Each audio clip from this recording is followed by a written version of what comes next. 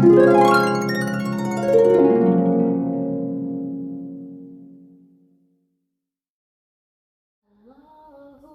sholli ala Muhammad, ya Rabbi sholli alaihi wasallim. Allahumma sholli ala Muhammad, ya Rabbi balighul wasilah.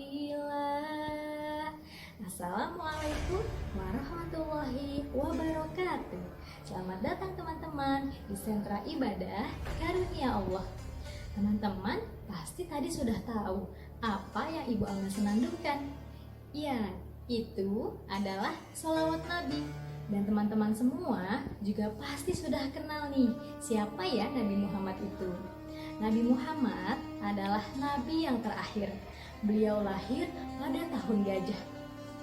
Kenapa ya kok disebut dengan tahun gajah? Hari ini Ibu Amel akan berkisah tentang kelahiran Nabi Muhammad Shallallahu Alaihi Wasallam. Pada tahun kelahiran Nabi Muhammad Shallallahu Alaihi Wasallam, terjadilah sebuah peristiwa seorang raja bernama Abraha dan pasukan gajah. Abraha adalah seorang raja di sebuah negeri bernama Yaman. Ia merupakan raja yang sombong dan serakah. Saat itu Nabi Muhammad Shallallahu Alaihi Wasallam belum lahir di tengah bangsa Arab. Suatu hari, Raja Abraha merasa heran dengan kebiasaan warganya yang sering berkunjung dan pindah berdagang ke kota Mekah, sehingga wilayah Yaman menjadi amat sepi dan tandus. Terdengarlah kabar tentang Ka'bah ke telinga Abraha. Orang-orang Arab ternyata sering berkunjung untuk berdagang atau melakukan ibadah haji ke sana. Abraha pun makin heran karena Ka'bah ternyata hanya bangunan yang sangat sederhana tapi mampu menarik kunjungan seluruh bangsa Arab. Raja Abraha tidak mengakui kesucian Ka'bah. Abraha lalu berpikir untuk menandinginya. Ia pun memutuskan membuat tempat ibadah yang tak kalah suci, namun jauh lebih megah dari Ka'bah. Jadilah Al-Qulais yang begitu indah. Pintunya terbuat dari emas, lantainya terbuat dari perak dan pondasinya terbuat dari kayu cendana. Siapapun yang melihatnya akan takjub dengan kemegahannya. Namun, apa yang terjadi? Bangsa Arab tidak sedikit pun tertarik dengan bangunan yang dibuat oleh Raja Abraha itu. Raja Abraha sangat kesal dan marah. Ia pun berencana untuk menghancurkan Ka'bah. Seketika dikumpulkannya prajurit terbaik dengan menunggangi gajah yang gagah. "Besok kita berangkat ke Mekah untuk menghancurkan Ka'bah," kata Raja Abraha. Keesokan harinya, ribuan gajah dan bala tentara pasukan pun berangkat dari Yaman menuju Mekah. Abraha memimpin sendiri pasukannya. Ia menunggangi gajah yang terbesar di antara seluruh pasukan gajah. Di tengah perjalanan sebelum sampai ke Mekah, Raja Abraha mengutus seorang utusan untuk menemui penguasa Mekah yang saat itu adalah kakek Rasulullah Shallallahu Alaihi Wasallam, Abdul Muthalib. Abdul Muthalib berkata, "Demi Allah, kami tidak ingin berperang dan kami tidak punya kekuatan untuk melawan kalian. Akan tetapi, jika kau ingin menghancurkan Ka'bah, lakukanlah sesuka hatimu.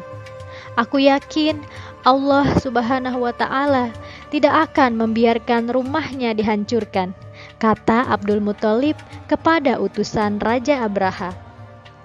Lalu Abdul Muthalib kembali ke Mekah. Saat kembali ke Mekah, Abdul Muthalib pun memperingatkan kepada warga kota agar berlindung menyelamatkan diri. "Wahai kaumku, tinggalkanlah Mekah dan berlindunglah ke bukit. Sungguh, aku melihat pasukan Abraha yang besar dan sangat mustahil untuk kita lawan," seru Abdul Muthalib. Bergegaslah warga Mekah meninggalkan kota, sementara Ka'bah tetap berdiri, tak satu pun warga yang melindungi. "Ya Allah, kami menyelamatkan diri kami. maka lindungilah rumahmu ini. Doa Abdul Muthalib di depan Ka'bah sebelum ia meninggalkan kota. Tibalah pasukan Raja Abraha di kota Mekah. Hentakan kaki gajah telah membuat warga Mekah semakin ketakutan. Mereka berpikir, "Ya Allah, apakah ini akhir dari kota Mekah?" Abraha pun memerintahkan untuk menyerang. Namun, tiba-tiba saja gajah-gajah enggan melangkahkan kakinya. Mereka hanya terdiam dan tidak mau menyerang. Meskipun telah dicambuk berkali-kali, gajah-gajah itu malah berbalik arah dan tidak mau menuju Ka'bah. Gajah-gajah itu justru hanya berputar-putar saja di lembah Muhasir dekat Ka'bah. Abraha pun akhirnya geram dan marah sekali. Ia pun terus-menerus memerintahkan pasukannya untuk mencambuk gajah-gajah itu agar mau menurut. Namun apa yang terjadi? Pasukannya pun menjadi bingung dan kelelahan menangani gajah-gajah yang padahal sudah terlatih itu. Tiba-tiba datang rombongan burung dari angkasa. Burung itu bernama burung ababil. Jumlahnya amat sangat banyak. Dan yang paling mengerikan lagi, setiap ekor burung membawa batu-batu yang panas sekali. Burung-burung itu pun melemparkan batu-batu panas itu ke arah pasukan bergajah. Seketika, pasukan bergajah Raja Abraha berlarian mencari tempat berlindung. Namun apa daya, tidak ada yang selamat. Mereka binasa, bahkan sebelum sampai ke Ka'bah. Pasukan Abraha binasa dan selamatlah Ka'bah. Pada hari Senin, tanggal 12 Rabiul Awal, lahirlah bayi laki-laki dari rahim seorang ibu bernama Aminah dan ayahnya bernama Abdullah. Bayi Aminah itu diberi nama Muhammad, yang artinya yang terpuji. Sayangnya, sang ayah tidak dapat melihat ketampanan wajah buah hatinya karena beliau telah wafat saat Muhammad masih berusia 7 bulan di dalam kandungan ibunya. Meskipun sudah menjadi yatim sejak lahir, namun kelahiran Nabi Muhammad SAW membawa kebahagiaan bagi keluarganya. Keluarga Nabi Muhammad berasal dari suku Quraisy, yaitu suku terhormat di kalangan bangsa Arab. Beberapa saat ketika bayi Muhammad lahir, kakek Nabi Muhammad, Abdul Muthalib, menggendong cucunya tersebut untuk mengelilingi Ka'bah sebagai tanda syukur kepada Allah Subhanahu wa Ta'ala. Abdul Muthalib pun tiada henti-hentinya berzikir menyebut nama Allah.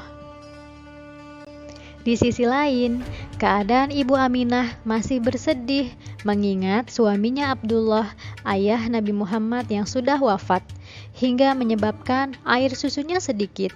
Bayi Muhammad diserahkan kepada seorang wanita Badiah bernama Halimatus Sa'diyah untuk diasuh dan disusui selama 2 tahun agar Muhammad kecil tumbuh dan berkembang dengan sehat. Demikianlah teman-teman, kisah kelahiran Nabi Muhammad SAW. Yuk, kita banyak bersolawat supaya kita dapat kebaikan juga di dalam hidup kita. Ibu Amel pamit ya teman-teman. Wassalamualaikum warahmatullahi wabarakatuh. Sampai jumpa di kegiatan sentra ibadah yang lainnya.